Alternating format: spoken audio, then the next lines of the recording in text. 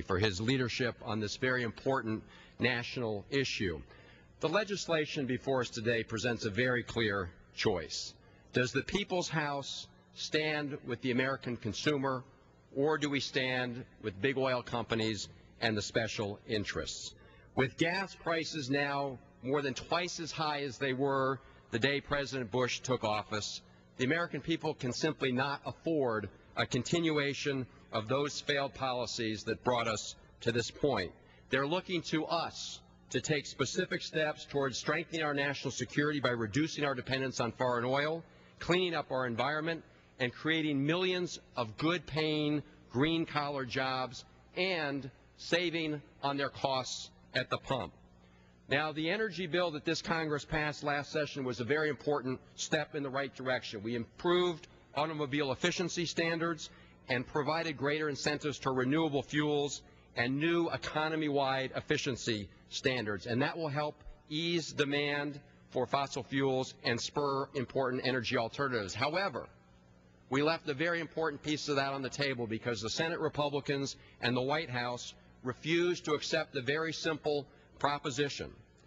We want to take the $14 billion in taxpayer subsidies that the Bush administration and the earlier Congress gave to the oil and gas companies, and we say let's reinvest them. Let's reinvest them in a new energy strategy that focuses on renewable energy and energy efficiency.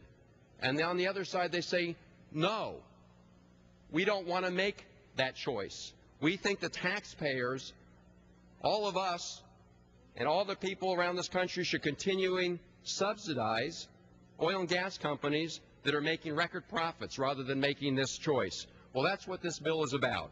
Let's make a choice. Let's use the resources to invest in over $8 billion in electricity generated from clean, homegrown, renewable sources. Let's expand production of homegrown fuels like cellulosic ethanol and renewable biodiesel so that we can reduce our dependence on foreign oil. And let's empower consumers interested in being part of the solution by incentivizing the purchase of energy-efficient appliances and advanced plug-in hybrid vehicles.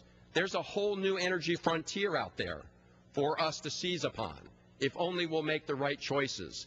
And instead of looking backwards and continuing to subsidize companies with the hard-earned dollars of the American people, let's instead invest in an energy future that puts millions of people back to work in green technologies, that advances our national security interests by reducing our reliance on foreign oil, and which addresses major environmental concerns that we all face with respect to climate change. That is the fundamental question at stake today. Let's make the right choice. Let's make a choice that the People's House can be proud of and support the American consumer and the American people and not the special interests. Thank you, Mr. Speaker.